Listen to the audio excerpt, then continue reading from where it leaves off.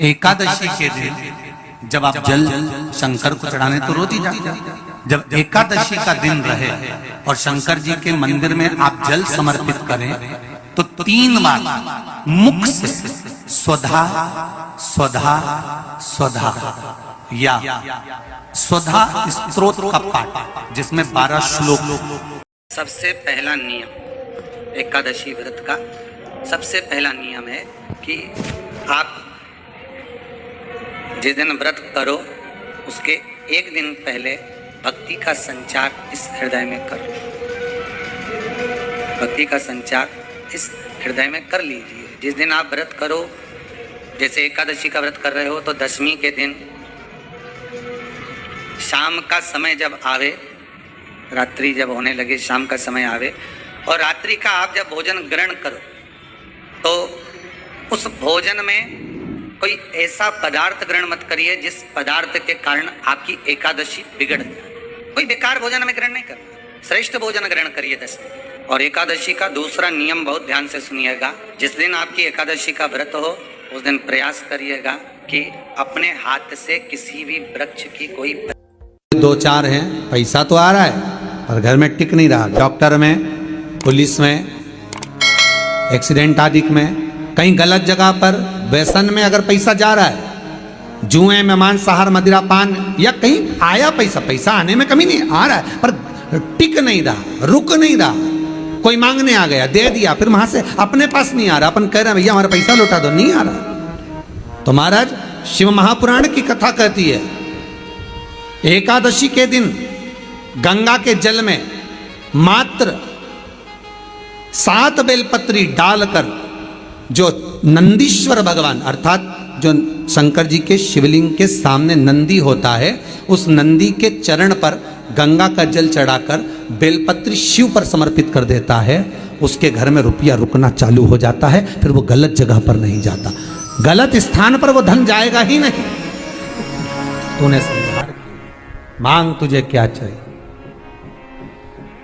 एकादशी ने भगवान विष्णु से कहा, नाथ प्रभु वर दे दो, मृत्यु लोक में जो मनुष्य मेरा व्रत करेगा, चाहे जलचर, थलचर, वायुचर या सांसारिक मनुष्य, मेरा अगर एकादशी का व्रत करेगा प्रभु, उसके यहाँ धन धान्य वैभव सुख संपदा बढ़ेगी और उस जीवात्मा को नरक नहीं भोगना पड़ेगा, सीधे वैकुंठ का उसको वास मिलेगा।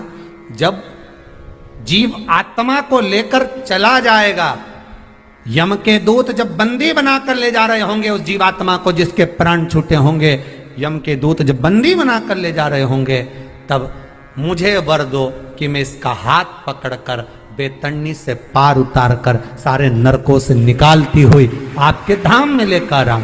भगवान ने वर दे दिया, तथास्तु। हे एकादशी सुनो, मृत्यु लोक का मनुष्य अन्न का त्याग कर कर, क्योंकि अन्न में एकादशी के दिन पाप पुरुष रहता है, अन्न का त्याग कर कर एकादशी के दिन जो मनुष्य तुम्हारा व्रत धारण करेगा, उस व्रत को करेगा और उस व्रत को धारण करेगा, उसकी मनोकामना पूर्ण होकर वो मेरे ही धाम को जाएगा। ये तो हुआ एकादशी के जन्म की कथा। एकादशी के दिन गंगा के जल में मात्र 7 बेलपत्री डालकर जो नंदीश्वर भगवान अर्थात जो शंकर जी के शिवलिंग के सामने नंदी होता है, उस नंदी के चरण पर गंगा का जल चढ़ाकर बेलपत्री शिव पर समर्पित कर देता है, उसके घर में रुपया रुकना चालू हो जाता है। फिर वो गलत जगह पर नहीं जाता, गलत स्थान पर वो धन जाएगा ही नहीं। बेटा अगर व्यसन में पड़ा हुआ है, मदिरा पान में पड़ा हुआ है, मांसाहार में, जुए आदि में जा रहा है, तुम्हें लग रहा है कि मेरा बेटा गलत मार्ग पर जा रहा है, ये मित्र दोस्ती गलत हो रही है, वो सही जगह पर आ जाए। करना है एकादशी।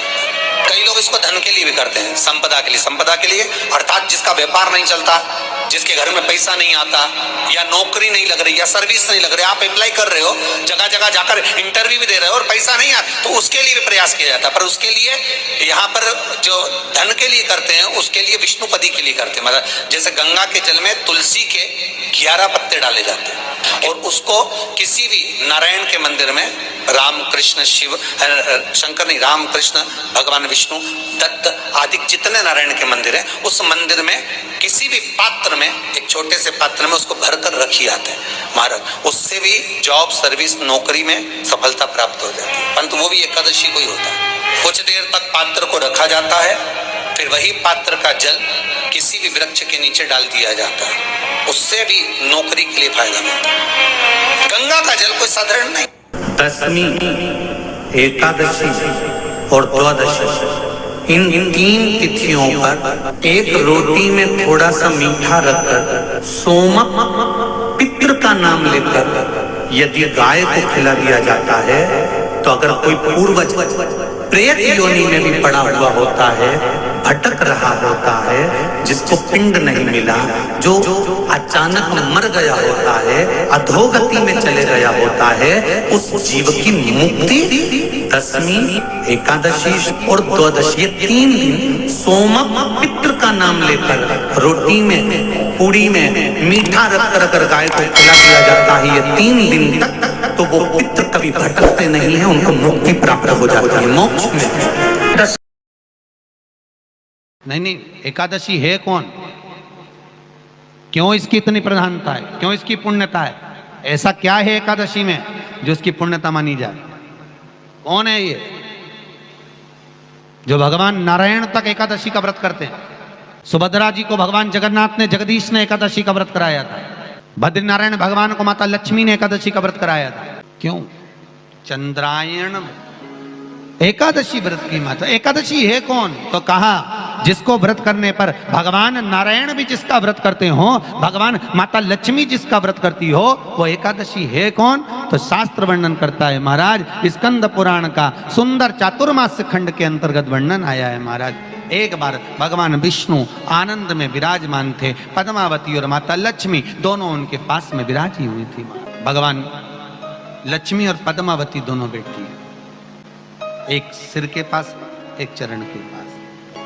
कुछ समय बाद वहीं पर ब्रह्मदेव का आगमन हुआ और ब्रह्मा जी आगमन पाकर भगवान नारायण पद्मावती से लगकर उठे और उठकर लक्ष्मी की ओर झुके।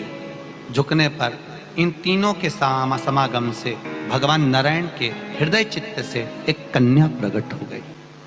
उस कन्या का नाम एका था। क्या नाम था? एका। अब 10 उसके गुण इतने प्रबल थे, वो 10 गुण उसके बड़े प्रबल थे कि वो एका जिसको निहारती थी उसको संपदावान बना देती थी, जिसको देख लेती थी उसके जीवन में वो आनंद की अनुभूतियां करा देती थी। एका जिस मार्ग से जाती थी उस मार्ग के द्वार खोल देती थी। एका का पुण्य इतना पुण्य प्रखर। पद्मावती और लक्ष्मी ने कहा महाराज ये बेटी आपके द्वारा निर्मित हुई है, इसका कन्यादान करना चाहिए। हमारे यहाँ हिंदू धर्म में रीति है, जिस दिन कन्यादान करा जाता है उस दिन व्रत रखा जाता है। अब आजकल रखते कि नहीं रखते मालूम नहीं, और कन्यादान करते समय व्रत रखा जाता है। व्रत रखना, एका का कन्यादान करना है। भगवान बोले कन्यादान करें, किसको दें? एका किसको दी जाए? एका प्रदान किसको करी जाए? पुण्यता किसको दी जाए? भगवान नारायण ने उसी समय लक्ष्मी और पद्मा से पूछा, तुम एकादशी के दिन जब आप जल शंकर को चढ़ाने तो रोज ही जाते हैं। जब एकादशी का दिन रहे और शंकर जी के मंदिर में आप जल समर्पित करें तो 3 बार मुख से स्वधा स्वधा स्वधा या स्वधा स्तोत्र का पाठ, जिसमें 12 श्लोक। 2-4 हैं, पैसा तो आ रहा है पर घर में टिक नहीं रहा। डॉक्टर में, पुलिस में, एक्सीडेंट आदि में, कहीं गलत जगह पर व्यसन में अगर पैसा जा रहा है, जुए में, मांसाहार, मदिरा पान, या कहीं आया पैसा आने में कमी नहीं, आ रहा है पर टिक नहीं रहा, रुक नहीं रहा। कोई मांगने आ गया, दे दिया, फिर वहां से अपने पास नहीं आ रहा, अपन कह रहे हैं भैया हमारा पैसा लौटा दो, नहीं आ रहा। तो महाराज शिव महापुराण की कथा कहती है एकादशी के दिन गंगा के जल में मात्र 7 बेलपत्री डालकर जो नंदीश्वर भगवान अर्थात जो शंकर जी के शिवलिंग के सामने नंदी होता है, उस नंदी के चरण पर गंगा का जल चढ़ाकर बेलपत्री शिव पर समर्पित कर देता है, उसके घर में रुपया रुकना चालू हो जाता है, फिर वो गलत जगह पर नहीं जाता, गलत स्थान पर वो धन जाएगा ही नहीं। तूने संहार किया, मांग तुझे क्या चाहिए। एकादशी ने भगवान विष्णु से कहा, नाथ प्रभु वर दे दो, मृत्यु लोक में जो मनुष्य मेरा व्रत करेगा, चाहे जलचर थलचर वायुचर या सांसारिक मनुष्य, मेरा अगर एकादशी का व्रत करेगा, प्रभु उसके यहाँ धन धान्य वैभव सुख संपदा बढ़ेगी और उस जीवात्मा को नरक नहीं भोगना पड़ेगा, सीधे वैकुंठ का उसको वास मिलेगा।